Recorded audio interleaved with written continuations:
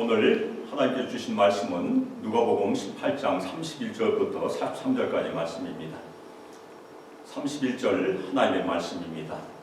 예수께서 12제자를 데리시고 이르시되 보라 우리가 예루살렘으로 올라가노니 선지자들 통하여 기록된 모든 것이 인자에게 응하리라. 인자가 이방인들에게 넘겨져 수동을 당하고 능욕을 당하고 침뱉음을 당하겠으니 그들은 채찍질하고 그를 죽일 것이나 그는 3일 만에 살아나리라 하시되 제자들이 이것을 하나도 깨닫지 못하였으니 그 말씀이 감추였으므로 그들이 그 일신바를 알지 못하였더라.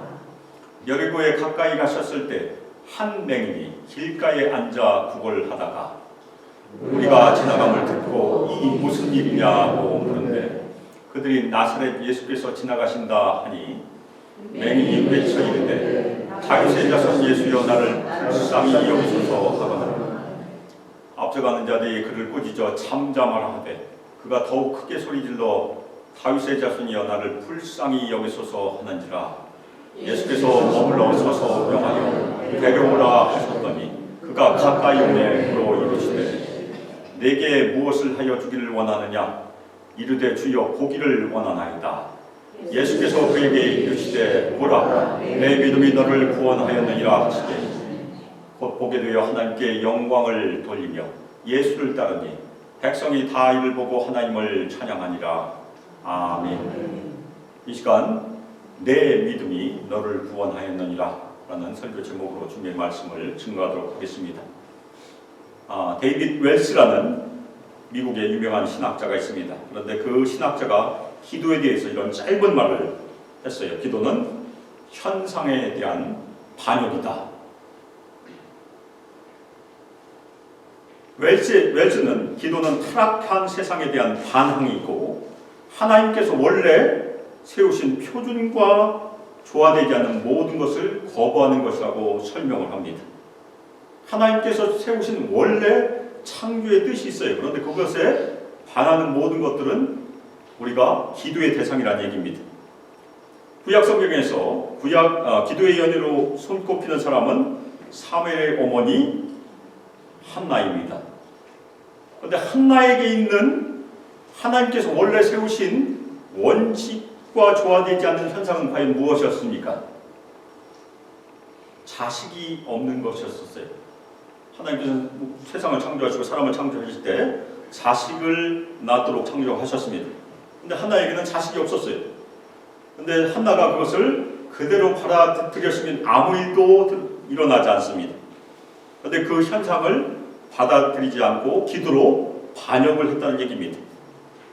그런데 한나가 하나님께 기도로 나아갈 때 순적하게 나간 것이 아니에요. 기도로 나아가는데 장애물들이 있었습니다. 첫 번째 장애물은 누구였습니까? 한나의 남편의 다른 아내가 있었어요. 그 아내의 이름은 분인나였는데 분인나는 힘이 심하면 옆에서 찔렀습니다. 한나를 심히 격분하게 하여 괴롭게 했다고 성경은 기록하고 있습니다. 남편도 장애물로 작용했어요.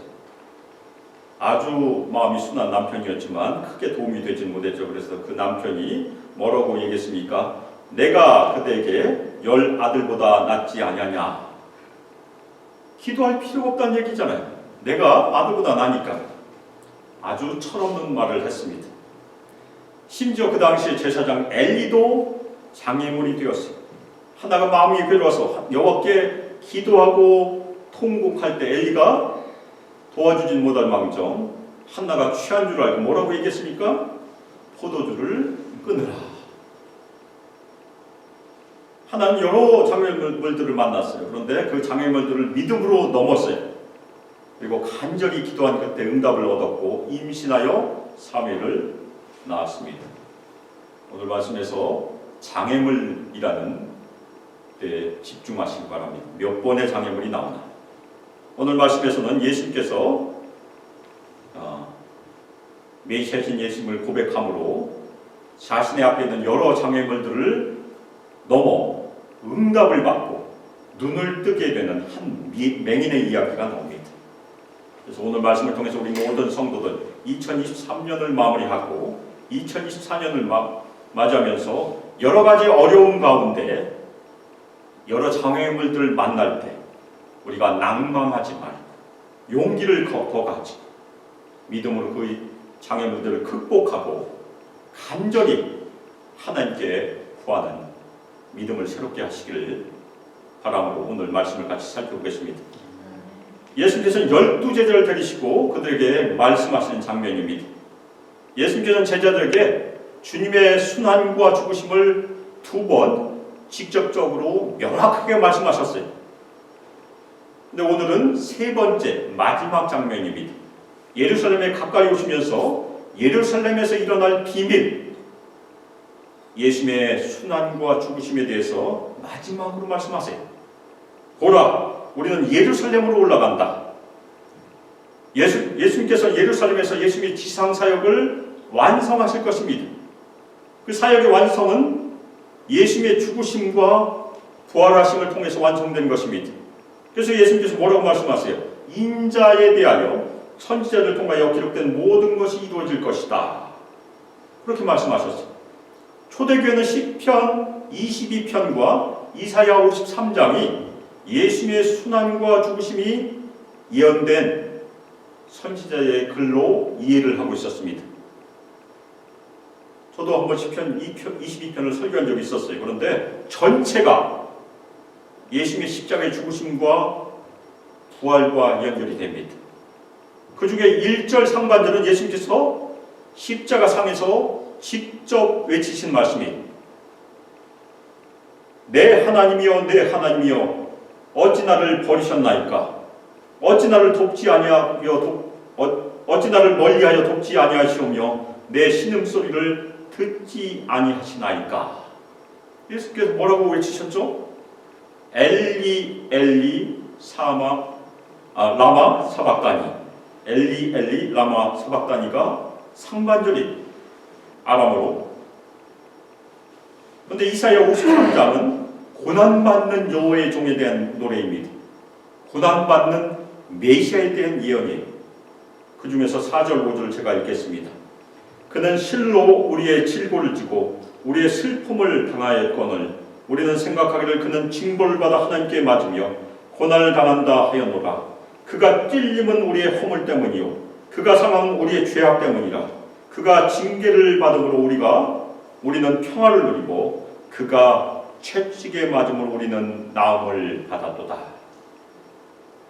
이 마지막 구절 그가 채찍에 맞음으로 우리는 나음을 받았도다. 이 말씀이 어려움을 당한 우리 성도들에게 충만히 임하고 또한 이루어지기를 주님의 이름으로 축원합니다. 저도 아픈 사람을 위해 기도할 때 이 구절을 인용을 해요. 예수님께서 채찍에 맞으심으로 누가 나음을 받았음을 선포합니다. 우리가 그렇게 기도할 수 있습니다.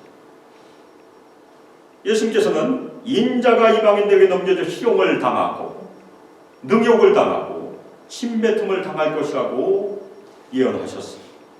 예수님께서는 예루살렘에 올라가셔서 일주일을 계시다가 유대인들에 의하여 이방인들 곧 로마인들에게 넘겨지게 됩니다.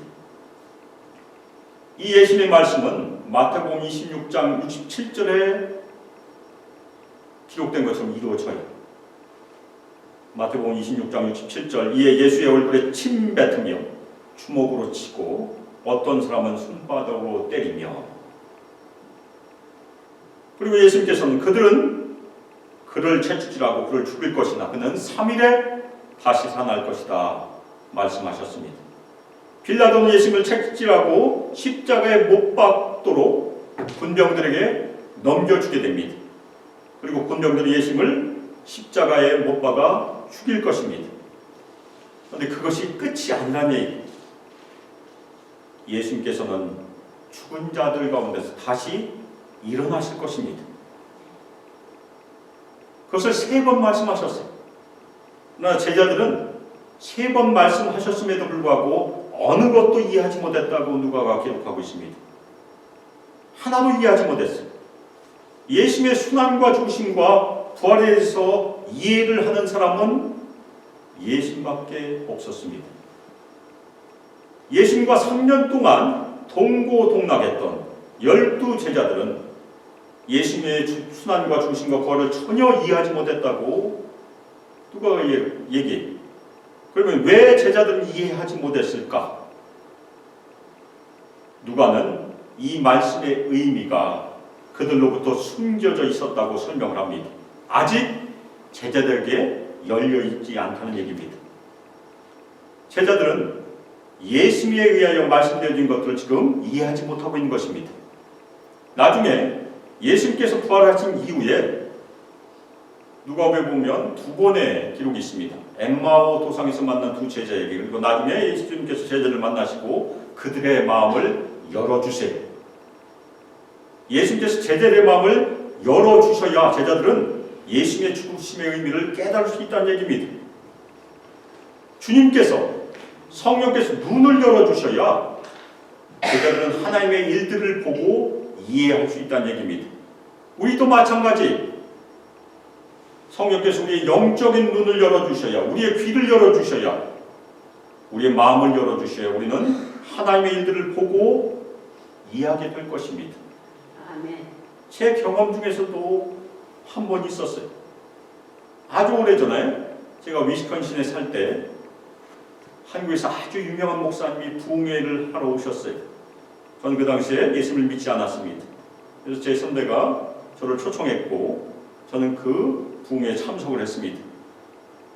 부흥회 설교는 대부분 깁니다. 그 긴 시간 동안에 제가 했던 위대한 일은 무엇입니까? 혹시 추측해 보세요. 저는 그 설교가 끝날 때까지 시계를 여러 번 봤습니다. 언제 이게 끝나나? 그때까지는 하나님께서 저를 열어주시지 않았기 때문에 그래요. 우리도 그런 동일한 은혜가 필요합니다. 하나님께서 우리의 마음을 열어주셔야, 귀를 열어주셔야, 눈을 열어주셔야 우리는 하나님의 일들을 볼 수 있는 것입니다. 그 다음에는 예수님께서 여리고에 가까이 가셨을 때 일어난 일이 기록이 되고 있습니다. 여리고는 예루살렘에서 가까워요. 북서쪽으로, 북쪽에서 내려오다가 여리고를 지나야 예루살렘에 갈 수 있습니다. 약 17마일, 27km 정도 떨어져 있습니다. 여리고는 예루살렘으로 가는 관문이에요. 여기는 오아시스입니다. 그런데 그 길가에 한 맹인이 앉아서 구호를 하고 있었습니다. 이 맹인은 길가의 먼지 속에 앉아서 유월절을 지키기 위하여 예루살렘을 향하는 순례객들의 관대함, 후한 마음을 기대하고 있었습니다. 구호를 하고 있었던 것입니다. 이 사람은 눈이 멀었기 때문에 그 장애 때문에 구호를 하고 있었던 것입니다. 그는 무리가 지나가는 소리를 들었어요. 그리고 이것이 무엇이냐고 물었습니다. 눈이 보이지 않았으니까 귀로 듣고 물어본 것입니다. 그런데 이 물어본 것이 이 사람에게 기적의 시작이에요. 이 사람이 눈을 뜨게 되는 기적을 경험하는데 여러 번의 장애물이 등장하는데 첫 번째 장애물은 자신에게 있었어요. 자신의 마음속에 있었습니다. 매일 거기 와서 구걸을 했을 것이, 자신은 그거밖에 할 수 없다고 생각했을 것입니다. 그래서 이 맹인이 극복해야 될 첫 번째 장애물은 자신의 마음속에 사로잡고 있는 사포자기하는 마음이었습니다. 소리가 들렸는데 아무 관심이 없었고 물어보지 않았다면 이 사람에게는 아무 일도 일어나지 않았다는 얘기. 이 사람이 물어본 것이 시작입니다. 그 다음에 사람들이 나사렛 예수께서 지나가신다, 그 사람에게 말했어요. 다음의 장애물은 무엇입니까? 사람들이 하는 말이에요. 어디에 장애물이 있었습니까? 예수님께서 지나가신다. 왜 이 말이 이 맹인에게 장애물이 됐습니까? 이 맹인은 도움과 관심이 절실히 필요한 사람이었어요. 그런데 주변 사람들의 말이 어떻게 들렸을 수 있습니까? 예수께서 자신에게 전혀 눈길도 주시지 않고 그냥 지나가신다. 아, 예수님 그런 분인가 보다, 나에게 아무 관심이 없는가 보다 포기했으면 아무 일도 일어나지 않았습니다. 그런데 이 사람은 포기하지 않았어요. 아무것도 할 수 없는 무력한 존재이지만 주저앉지 않았습니다. 자신이 할 수 있는 딱 한 가지 일을 했어요. 무슨 일을 했습니까? 외쳐 말했다고 성경은 기록합니다. 그냥 말한 것이 아니에요. 외쳐 말했다. 그냥 말했으면 들리지도 않았습니다. 사람들이 너무나 많았으니까. 이 외치다는 말은 구약에서 곤궁에 처해서 요셉처럼 구덩이에 빠져서 울부짖는 것을 의미합니다. 뭐라고 외쳤습니까? 다윗의 자손 예수여, 나를 불쌍히 여기소서. 근데 여기서 굉장히 중요한 말이 등장했어요. 사람들은 나사렛 예수라고 소개했는데 이 사람은 뭐라고 부릅니까? 다윗의 자손 예수여. 호칭이 바뀌었어요. 누가복음을 통틀어 보면 누가복음에서 예수님을 다윗의 자손이라고 부른 아주 유일한 사람이에요. 제자들도 그렇게 부르지 않았어요. 이 다윗의 자손 예수라는 호칭은 구약에서 시작이 됩니다. 사무엘하 다윗에게 주는 언약의 장면에서 등장하는 아주 중요한 그런 호칭이 다윗의 왕권을 이어받을 메시아라는 뜻입니다.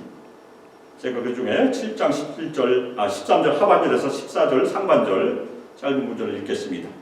나는 그의 나라 왕위를 영원히 견고하게 하리라. 나는 그에게 아버지가 되고 그는 내게 아들이 되리니.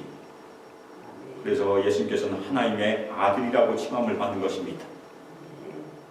그러면 저희가 질문할 수 있어요. 이 사람은 뭐 어디 움직인 적도 없잖아요. 그냥 거기 앉아있으니까. 그런데 어떻게 예수님께서 다윗의 자손, 곧 메시아이심을 알게 되었을까? 이 사람이 여리고를 통해서 예루살렘으로 오고 가는 사람들의 입을 통한 소문을 듣기 시작했어요. 멀리 갈릴리 지방에서 가버나움에서 병자들을 고치시고 귀신을 쫓아내시고 하나님의 나라의 복음을 전하고 있는 나사렛 예수에 대한 소문을 듣기 시작했습니다. 이 사람은 듣고 또 듣고 또 들으면서 무슨 일이 일어났겠습니까? 하나님께서 약속하신 다윗의 자손이 바로 이 사람이구나. 이 사람이 과연 메시아이시구나 하는 믿음이 생기기 시작했다는 얘기입니다. 그 믿음을 마음에서 계속 새기고 있었어요. 믿음은 어디에서 시작이 됩니까? 들음에서 시작이 돼요. 그냥 귀로 듣는 것이 아니고 귀로 듣는 것이 마음으로 내려가서 마음에서 믿음으로 반응하는 것이 믿음의 시작입니다. 앞서 가던 사람들은 그를 꾸짖어 잠잠하라고 명했어요. 앞서 가던 사람이 또 하나의 장애물입니다. 이 맹인에게 또 하나의 장애물, 마지막 장애물이 등장한 것입니다.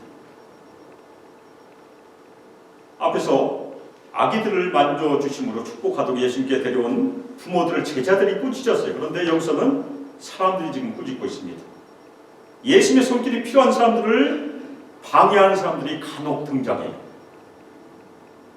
제자들도 방해물이었고 앞서가는 사람들도 방해물이었다는 것입니다. 그들은 예수님께서 예루살렘으로 가시는 길이 이 맹인에 의하여 멈추게 될까봐 꾸짖은 것이 계속해서 가셔야 되는데 그러나 그는 포기하지 않았어요. 뒷걸음치지 않았어요. 더 소리를 크게 질렀습니다. 다윗의 자손 예수여, 나를 불쌍히 여기소서.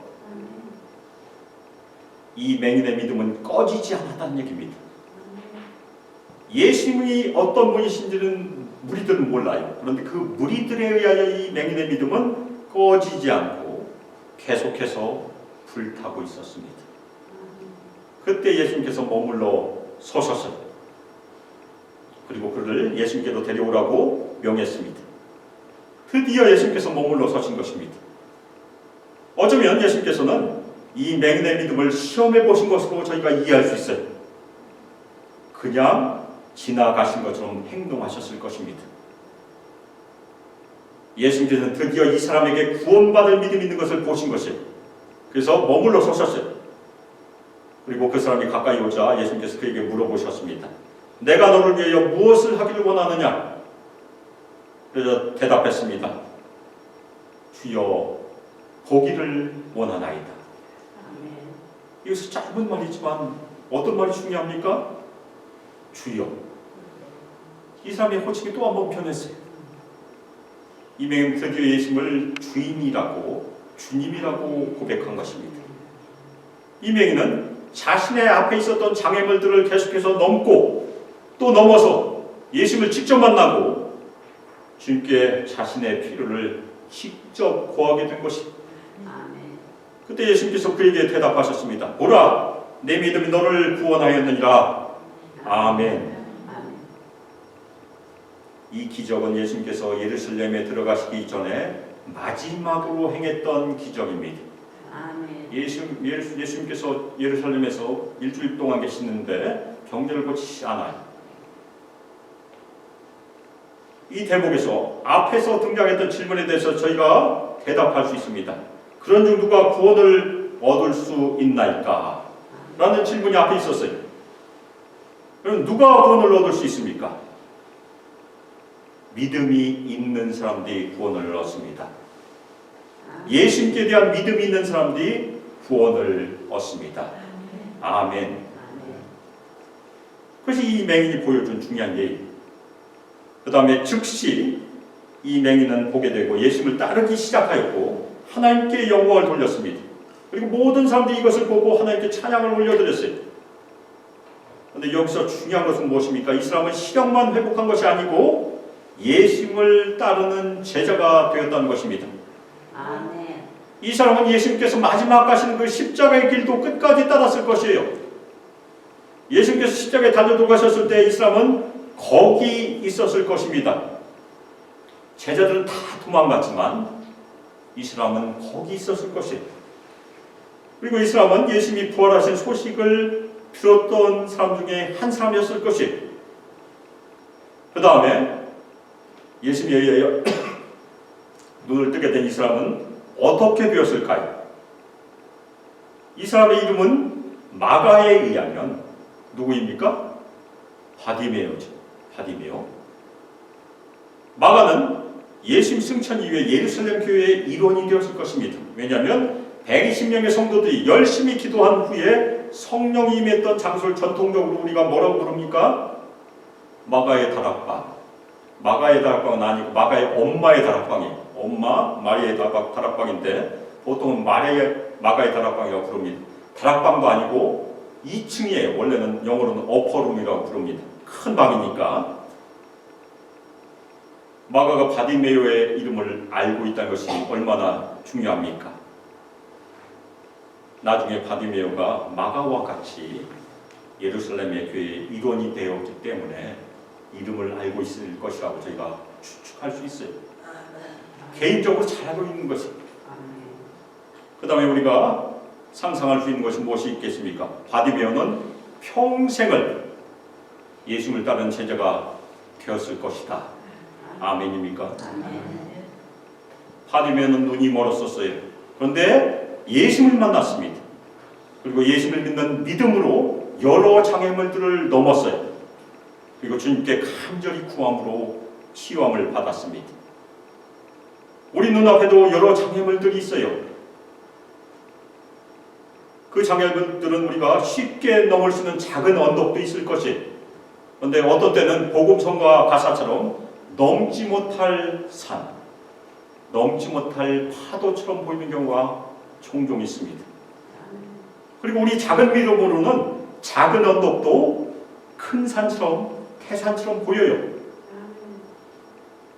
그러면 우리가 그런 넘지 못할 산을 만나면, 넘지 못할 파도를 만나면 어떻게 해야 되겠습니까? 주저앉아야 되나요? 그 복음성과 가사처럼 우리는 주님께 맡겨야 합니다. 우리 힘으로는 넘을 수 없으니까. 우리 거듭난 성도들은 작은 산도, 작은 언덕도, 큰 산도, 태산같이 불가능해 보이는 일도 모두 다 하나님께 맡기는 믿음의 태도가 필요해요. 우리가 언제 어긋납니까?